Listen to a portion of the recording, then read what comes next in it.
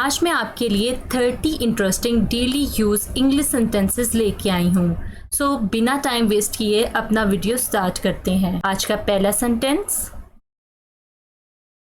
सब कुछ पहले जैसा हो जाएगा। Everything will be as before. Everything will be as before.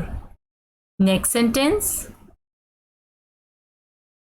ये हुई ना बात। That is the spirit. That is the spirit. Next sentence, मुझे बोलने दो। Let me speak. Let me speak. चाय फीकी है।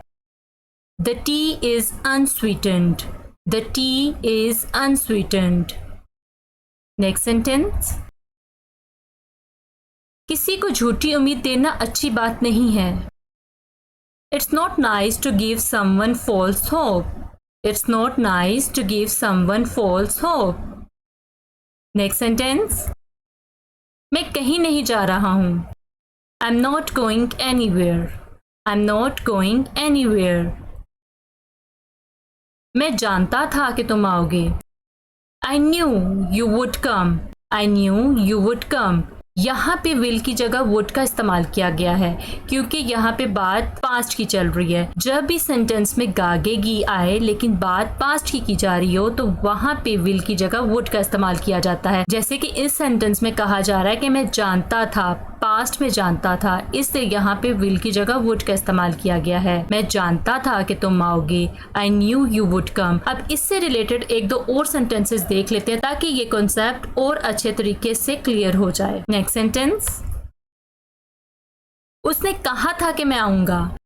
He said I would come. He said I would come. मैंने सोचा था कि तुम नहीं आओगे। I thought you wouldn't come. I thought you wouldn't come. Would not की कॉन्ट्रैक्शन है wouldn't. मैं कल आऊंगा। I will come tomorrow. I will come tomorrow. मैं कल जरूर आऊंगा। लास्ट सेंटेंस में था कि मैं कल आऊंगा, वहां पे हमने जस्ट लिखा I will come tomorrow, लेकिन जब कहा जाए मैं कल जरूर आऊंगा तो फिर सेंटेंस को किस तरह से बनाया जाए, तो सेंटेंस बनेगा I will come tomorrow for sure. जब सेंटेंस में आए कि मैं कल जरूर आऊंगा या मैं पक्का आऊंगा तो वहां पे for sure का इस्तेमाल किया जाता है जरूर या पक्का के लिए। मैं कल पक्का आऊंगा या मैं कल जरूर आऊंगा। I will come tomorrow for sure. Next sentence, आपको ऐसा नहीं कहना चाहिए था। You shouldn't have said so. You shouldn't have said so. तुम कहां से आ रहे हो? Where are you coming from? Where are you coming from? उससे साथ लाना। Bring him along. Bring him along. तुम उसे साथ क्यों लाए हो? Why have you brought him along? Why have you brought him along? Next sentence, झूठ मत बोलो। Don't tell a lie. Don't tell a lie. वो झूठ बोल रहा है। He is lying. He is lying. खाना ठंडा हो रहा है। The food is getting cold or you can say the food is turning cold. ठंडा हो रहा है के लिए getting और turning दोनों का इस्तेमाल किया जा सकता है। क्या ये मेरा काम है? Is it my job? Is it my job? कुछ बोलो। Say something. Say something. मुझे तुमसे यही उम्मीद थी। That's what I expected from you. That's what I expected from you. मुझे आपको कुछ दिखाना है। I have got something to show you. I have got something to show you. मुझे कुछ नहीं चाहिए। I don't want anything. I don't want anything.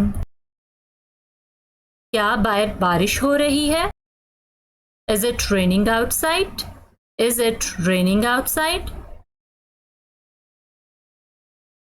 आप क्या खाना पसंद करेंगे? What would you like to eat? What would you like to eat? Eat की जगह आप have का भी इस्तेमाल कर सकते हैं। What would you like to have? What would you like to have? यहाँ आओ या इधर आओ। Come here. Come here. हाथ धो लो, wash your hands, wash your hands. मैं तुम्हें फ़ोन करने ही वाली थी। I was about to call you. I was about to call you. मैं तुम्हारे बारे में सोच रहा था। I was thinking about you. I was thinking about you. मेरा कुछ भी खाने को दिल नहीं कर रहा है। I don't feel like having anything. या आप कह सकते हैं I don't feel like eating anything. या फिर आप कह सकते हैं I don't feel like taking anything. खाने के लिए आप having, eating और taking तीनों का इस्तेमाल कर सकते हैं। आज की वीडियो में इतना ही। आई होप कि आपको ये वीडियो पसंद आई होगी। अगर आपको ये वीडियो पसंद आई हो तो मेरे चैनल को सब्सक्राइब कीजिएगा और साथ दिए गए बेल आइकन को भी प्रेस कीजिएगा ताकि मेरी आने वाली हर लेटेस्ट वीडियो की अपडेट्स आपको बर वक्त मिलती रहें। Thank you so much for watching this video. मिलते हैं नेक्स्ट वीडियो में एक नए लेसन के साथ। Till then take care.